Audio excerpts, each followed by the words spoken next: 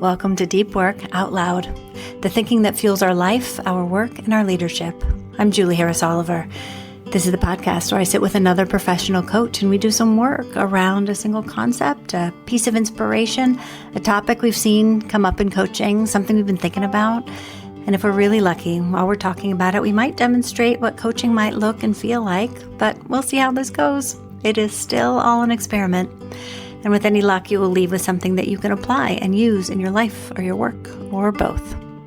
Today, I am here with Louise Hansell. Louise works with leaders, individuals, and visionaries who are ready to live and lead with greater truth, integrity, and purpose. She supports those who want to move beyond surface-level growth and step into deeper, more lasting change. She is also a senior affiliate advisor with Abercon, part of McKinsey & Company, contributing to leadership development and organizational change. With a background in corporate leadership, culture transformation, and executive coaching, Louise brings a practical understanding of business alongside her work and personal development. She draws on approaches such as transformational facilitation, systems coaching, internal family systems, and mindfulness, integrating them in a clear and grounded way while bridging inner and outer transformation. She also supports facilitators and coaches in refining their presence, craft, and impact. Based in the San Francisco Bay Area, she works with clients globally. She speaks English and French, and at the core of her work is a simple belief: meaningful leadership starts from within. Welcome, Louise. Hey, Julie. I just realized that bio was quite long. Thank you so much. Thank you for sitting through it. That's great. Thank you. Nice to be with you. So it's great to have you here. So first, why don't you tell us what brought you to coaching? Yeah, that's a great question. You know, it's so funny. I think I was always a natural coach when I look back at how I grew up and friendships. It's kind of the natural role I played. But how I really got into it is I had a corporate background and I worked in the human side of things in the human resources world and always dealt with change. And you know, I loved that work and I was doing really well. But I remember after the birth of my first son, I had this moment of, you know, what do I really want to do now? I have this, you know, beautiful son I'm raising. Who do I really want to be in it? I went through this soul inner coaching period. And I realized that I wanted to do what I was doing with myself, actually with other people. So bring coaching to the world and helping people really live into their true full potential. And it was so funny, just as I had that realization, an opportunity came internally for me to do this work, more facilitating it with leaders and getting trained to do that. So my coaching journey started leading transformation with a culture that we were transforming, working with different leaders around the world in groups. So it was like personal transformation in a group setting with leaders. And I loved the work, the miracles of that. So that got me to say, this is what I want to do full time, totally devote myself to this. And then I did my executive coaching after that development. So that's what brought me to the world of coaching. So I work coaching with both individuals and groups. Beautiful. And isn't it amazing how babies can change it? I know. Yeah, absolutely. Yeah. So tell me what you brought for us to dig into. Well, yeah, it was funny. You know, you and I had a little chat about this, and I've been thinking about some of the themes that I've noticed that have been coming up a lot lately. And just also my own journey is really about listening to that inner voice within that and learning to trust it. So I guess we could call that, you know, intuition, the little voice that guides us. Our internal compass, I guess would be a way of saying it. So I just thought that'd be really fun to explore because I have a number of people coming to me asking about that as well. Yeah, do you know what I'm talking about? Yeah, for sure. And even that very simple kind of statement, right? It has so many different aspects to it. Because I think the one part is even hearing it at all. I think especially if we've just been working in performance and achievement and work. Like you may not even be listening to what that little voice is saying to you, maybe until you're in crisis or until you're in a place where you can really hear it. And then the second piece is listening to it, trusting it. So how do you think about that? Yeah, that's great questions. Absolutely. Yeah, sometimes, as you said, in crisis, all our options are out. So at that point, like, where do I go? And then we hear the voice. Yeah. and then learning to trust it. So what I've noticed is that it's so interesting because it's always there. And sometimes we get it in those moments, or just we'll just have that, yes, I feel like I need to be here, or no, that doesn't make sense. And we don't know why. So it's always happening and we all have the capacity for it, but it gets drowned out by all the other voices in our day to day. And when we do listen to it, it really points us to our like our soul's path, our authentic life. What direction would bring us to our fullest expression, basically. But what I have noticed is that if you really think about it, we're not taught to listen to that voice. Our education system teaches us to use logic, analytical thinking, our intellectual mind. Our families, we learn wealth and success is the most important thing, not necessarily alignment and joy. Society as a whole as well, right? So we have all these different voices going around, and they also make up part of what's going on. So they're also voices that we experience. So how do we learn to distinguish intuition or our soul's compass, our guiding compass, our inner voice from these different voices becomes very important. Well, there's so much competition. Yeah. Like it, I think if you talk to a lot of people in their college majors, Yeah. is it what you want to do, or is it what your family told you to do, or was it what you think you should do? I have a client right now who got deep into finance. She started as an art major, and then everybody told her, there's no way, you can't make a living with art. You can't do that. So she went into finance. And now she's mid-career, miserable. The only thing she wants to go back to is art. And the journey of getting back to, let me go back to the thing that I knew I wanted to do in the first place, but had all these messages that said that I couldn't. Like, that's a long, hard journey and requires a lot of courage. Yeah, it really does. But she did listen to that voice. She heard it. She's in process. Yeah. She's listening. Yeah. So that's so she heard the voice. So that's the other thing that happens is may not be the easy way out or the most comfortable way out and could require a lot of change. Sometimes we hear it and we don't really want to hear it. And then so listening to it, as you said earlier, is definitely part two of it and can require a lot of courage. Because we hear it and we ignore it. Yeah. And then even simple things like we know a thing and we ignore it and we go forward. And then afterwards, oh, I knew it. I knew that's how that was going to turn out. Yeah. Why didn't we listen to that right up front?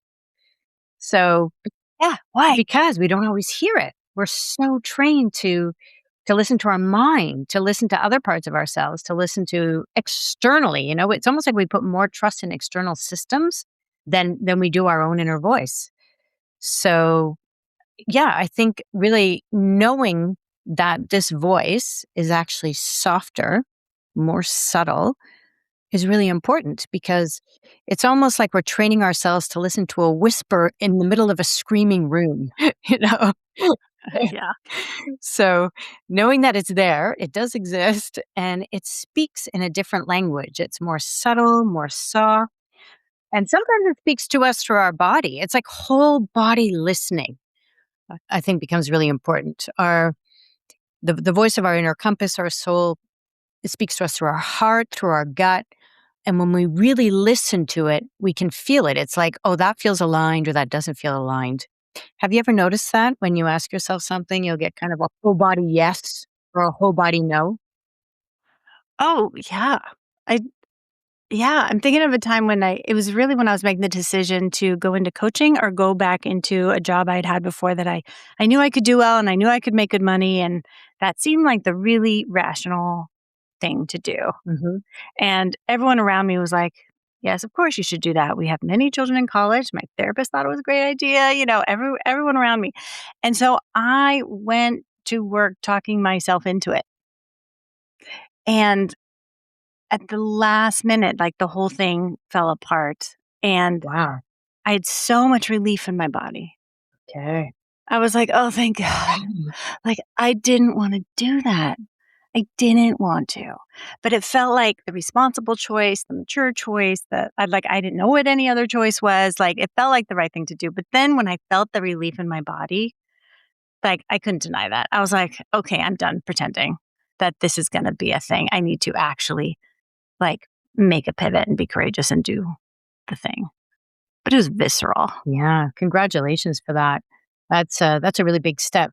So that visceral, wow, I am so relieved is your soul rejoicing, basically. It's saying, Yeah, thank God. you're listening. Yay, I don't have to do that. Yeah.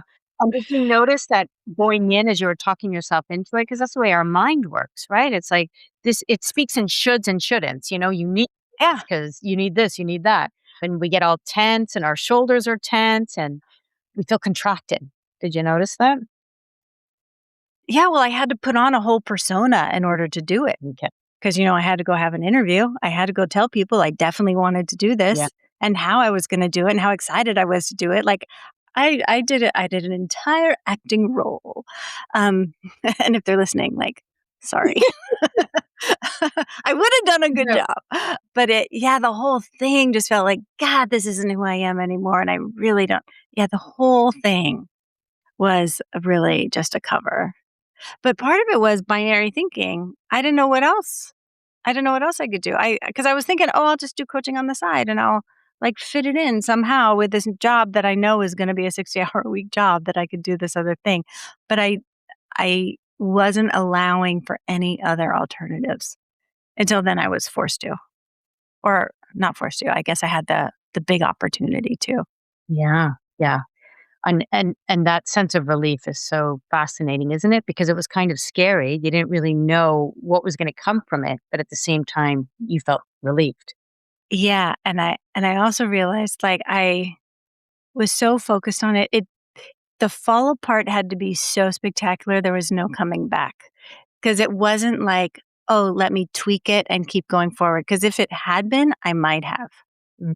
It had to be a total, absolutely not. This is not going to work in order for me to, I guess, allow myself the permission to listen Mm-hmm.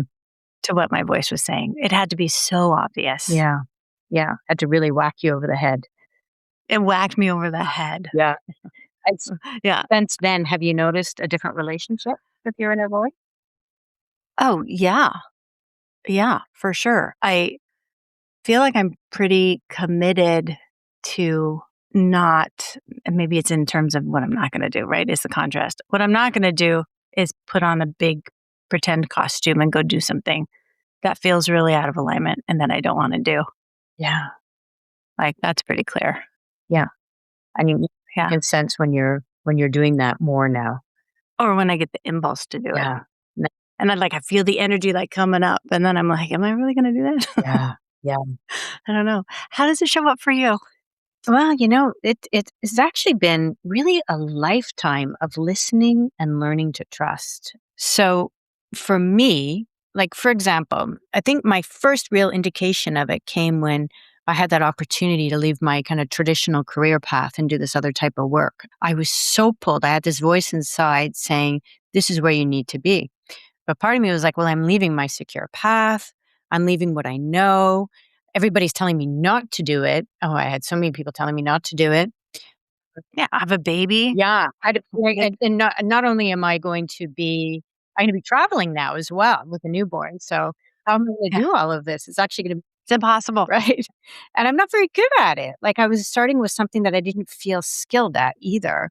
I mean, it was very visible. I had to put myself out there, which terrified me, but I just couldn't ignore it. So I knew it was really strong. And what I noticed is that when something is really clear for me, it comes just a real clear yes. But then there are times where it's a lot more subtle. And those are the ones that I've had to really learn to listen to. And what I have realized is that the voice of my inner voice, where my knowing is, where my soul is guiding me, it's much more subtle, but it also comes in the first 3 seconds. So if I ask myself a question, is it aligned for me to do this? That first 3 seconds is when the truth of my soul is speaking. That's true intuition for me. Then my mind starts coming in. And then the other voice, which I call the protector, the ego protector, starts coming in. So my mind will say, well, that's friggin' crazy. Like you can't go that far and go do that. And it just doesn't make sense. to spend that money or to open this up or whatever it is. And the voice of my protector will say, that's way too risky. Like you're going to get hurt. You're going to get rejected. You're going to fail. So I have all these different voices. I see them as those three voices that come in. So I have to really be attuned to that first few seconds and notice that first 20 seconds, what's happening in my body now. And then really listen for that full body yes. So that's how it happens for me. But with the more subtle things where I had mentioned as well is sometimes I don't know right away. And that can be interesting because I'm like, I want to know right now. Like, I want to know in no uncertain times. Tell me exactly what it is. I don't want to have this, hanging over. I want to have it resolved. But it doesn't come. Yeah, I don't want to live in uncertainty. Yeah. That's no fun. Yeah, right. So I recognize that can be a little bit of a fear that comes in, which is often the voice of the protector. And but what I realize is if I just give it a little bit of time and I'm prepared to sit in that discomfort and that uncertainty, something will emerge. But it might not be exactly what I was hoping for either, but something clear will emerge eventually. And if I listen to it, it always works out. I have several questions. Mm-hmm. One is the clarity you have around my inner voice comes in the first 3 seconds. After that is the protector, which is the fear. After that is, I don't remember what you named the other one, but it's more like kicks in. You shouldn't. Yeah, like the rational. Exactly. How did you come to be able to separate, name, recognize? Well, I researched it. I got I did, I sensed into it and then I did research on it, learned more about intuition, and that's how I started to recognize it. And Interesting. and then what I realized is the voice of the mind is always the logical, rational one. So it's the mind, our intellect is just a real small part, right, of our brain, our neocortex. It's going to come in and give us great guidance in strategic thinking. And we need that logic. But the thing is, if we let that run the show, it's quite limited in what it can see.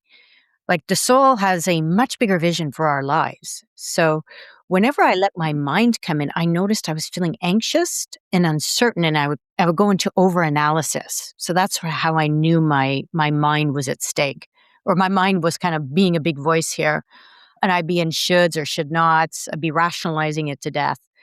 So I'd be totally out of my heart, totally out of my body. And then the voice of the ego, the protector ego, I call it, I know that voice is going to show up in a way that it's urgent. It's like reactive. It's defensive.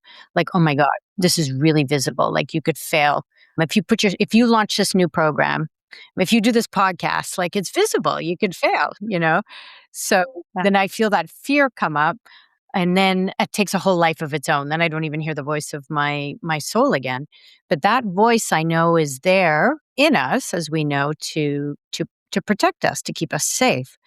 So I think so that's the gift of it. But the issue with it is it doesn't always make a difference it doesn't discern between a real threat and a perceived threat. And sometimes just the act of doing something that's more expansive, which is where your soul always guides you, can be unfamiliar and can be threatening. So your ego, your protector, will come in.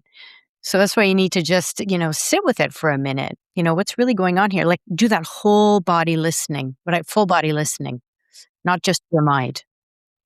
Yeah, say more about that, because the question I'm intuiting other people may be having right now is how do you make that separation, that you're not just swept away by your thoughts, but you have a certain amount of distance where you're observing your thoughts. Yeah. So what is your process to get there?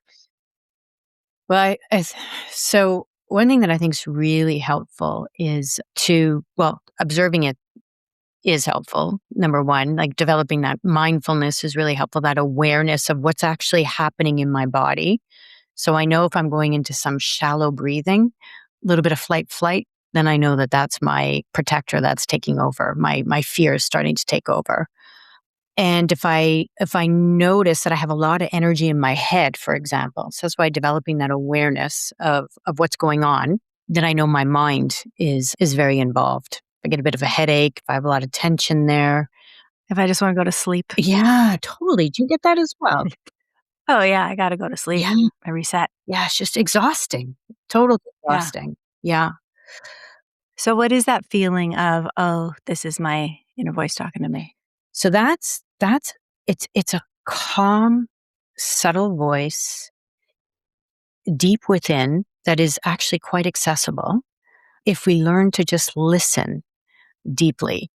And what I have noticed is silence is really helpful to be able to listen deeply to that voice. So being able to cultivate that muscle is allowing yourself to sit in silence 10 minutes a day, for example.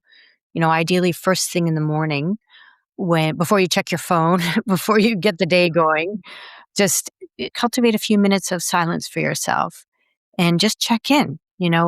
What's true for me right now? What am I noticing? And you'll start to notice that inner voice. But if you don't cultivate that ability to be in silence with yourself, it's a lot easier to hear all the other noises going on in the party room. S- Mhm. So when you do cultivate that silence, what you'll notice is that that inner voice is calm, it's relaxed, and it's actually persistent as well.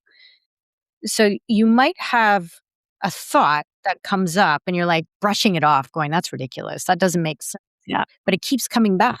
Has that ever happened to you? Oh, yeah. Yeah.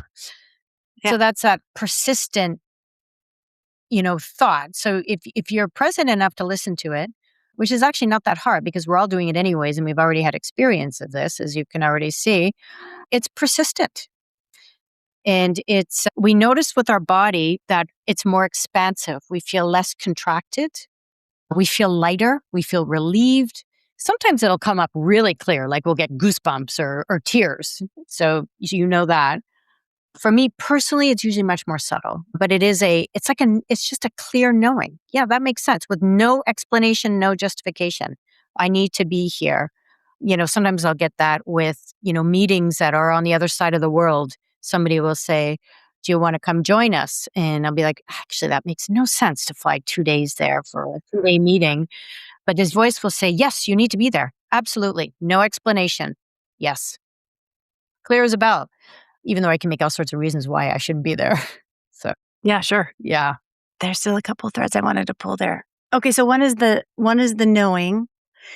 And then I think if you have any people pleasing in you at all, then it becomes very difficult to, like, if that knowing of the thing you should do is not at all what everyone else around you wants you to do, holding on to that decision in the face of everyone telling you you're wrong, Wow.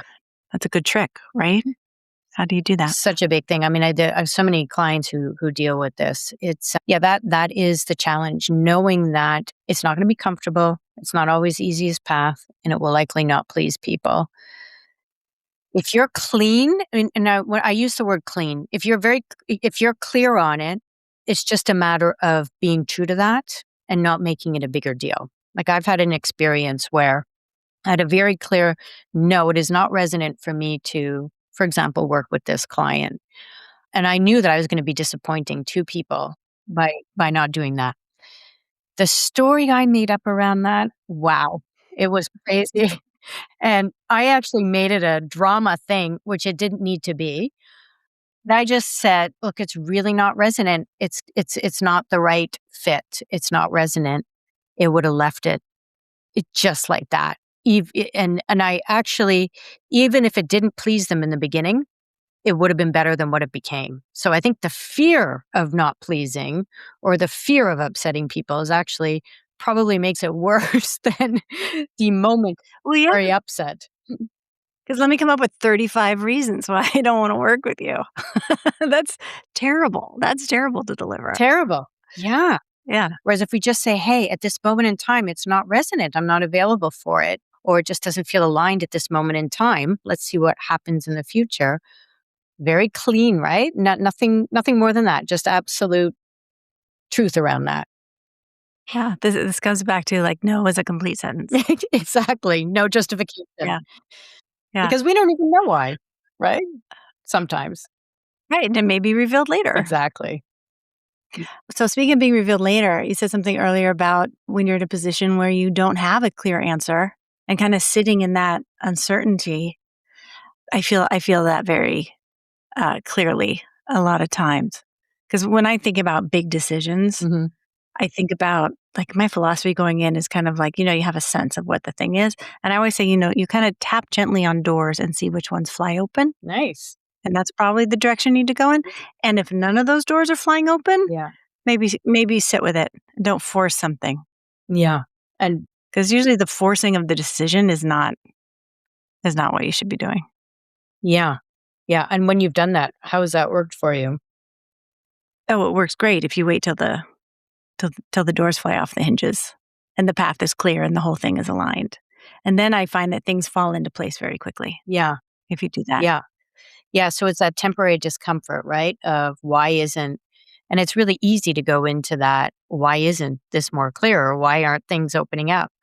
But the fact is it's just something life is going to emerge through you in some way. It's just hasn't come yet. And it may be little things like another doorway that leads to another doorway that leads to another doorway. It's not, I find the more we're not attached to the outcome or what it would look like in our own mind, the easier it is to sit in that because maybe there's a whole other way that we hadn't expected that will open up for us.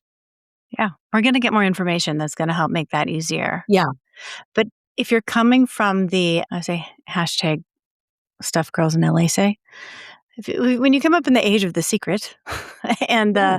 manifesting and thinking that you can just manifest everything that you want, so you have to have this plan and just make it happen, that becomes tough if you can't see a path ahead and you have to sit in it and be like, okay, Yeah. Yeah.